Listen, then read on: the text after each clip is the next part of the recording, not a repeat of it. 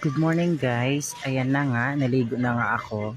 Tapos, pagkatapos ko maligo, syempre kailangan natin mag-ayos bago tayo lumabas. Dapat magpaganda muna tayo. Pak! Diba? Dapat ganyan lang tayo lagi. Dapat, at yan na nga, nag-video na nga yung kasama ko at ayan. Pa-style na ako papuntang palabas at bago ako umalis, dapat check muna natin ang ating ay may nag-extra din tong ano bayota. At ayan na nga, galing na ako ng palengke kasama ko si ate. At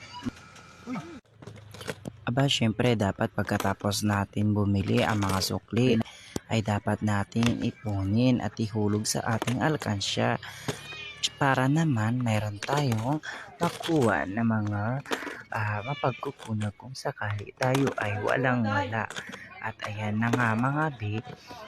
At ayan na, nagsimula na po kami magluto kasama sila ate at dyan lang po mga biba.